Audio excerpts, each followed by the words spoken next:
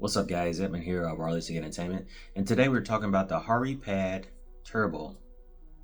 Let's get into it.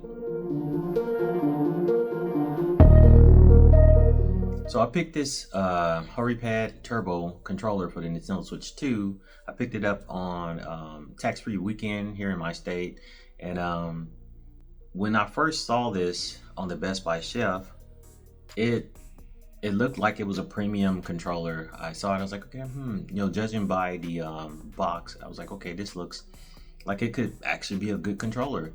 And it was $39. So I was like, okay, let me go ahead and pick it up and try it out, because I was always looking for a controller that I can plug into the docking station of my Nintendo Switch 2.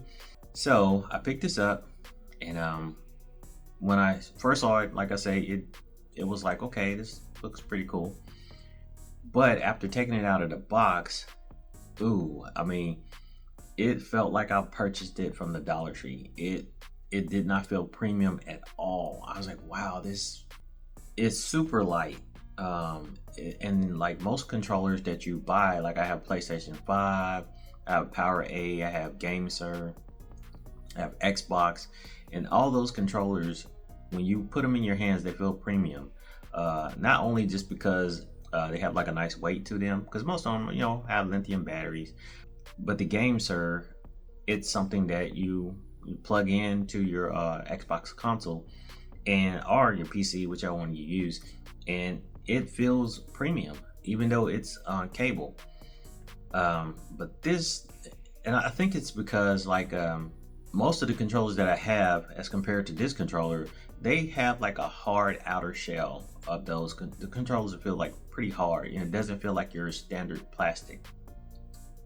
This controller that I have, the Horipad Turbo, feels more like a cross between styrofoam and a really lightly coated plastic. That's how it feels.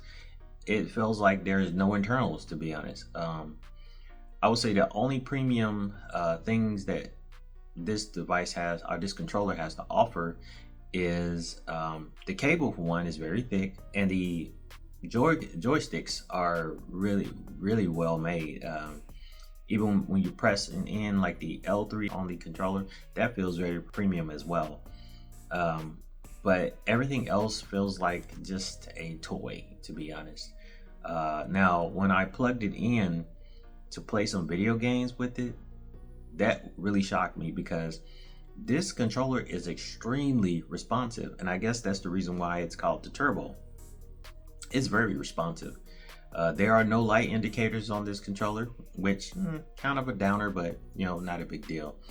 So, for those people who do love a controller that's not weighted, they prefer something that's lightweight, this is it. I don't prefer a controller that doesn't have a weight to it. I like that premium feel, and like I say, this doesn't have that premium feel. I guess that's because that's what I'm used to. But using this controller, like I say, it's very responsive.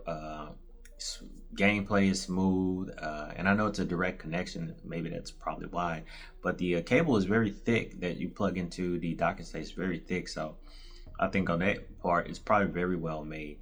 If you decide that you want to pick it up, I would say try it at your own risk. When I saw the box or whatever, the box will draw you in to make you think like, okay, this is gonna be something that's very high quality, and when you get it in your hands, it's not gonna feel that way.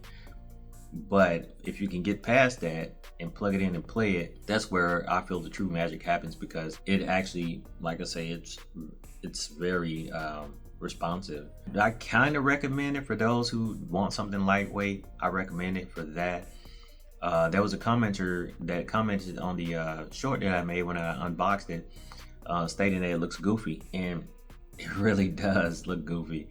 It even feels goofy as well. But for someone who just wants to play games and you want something that's not so heavy, this will definitely feel not heavy at all. But I'll keep playing with this controller. Maybe it'll last long, maybe it won't, I don't know. I'll keep playing with it to see what happens.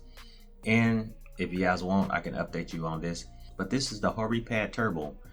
And it does feel like a turbo when you're playing games. Now the back buttons on it, when you grip the controller, Most controllers that I have played that have these back buttons, they have it placed in this location.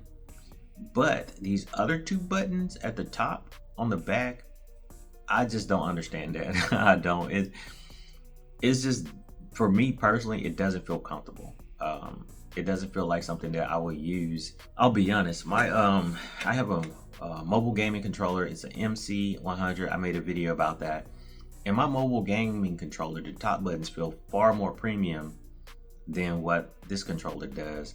Even like with playing the Xbox controller and stuff, it feels very premium when you're using those buttons for like shooter games or anything like that. I've been playing Doom Dark Ages, and it's a very premium feel when I'm using those buttons as opposed to using the buttons on this controller. If that's a deal breaker for you, like the buttons don't feel as premium as other controllers, then you're probably not going to want to get this controller.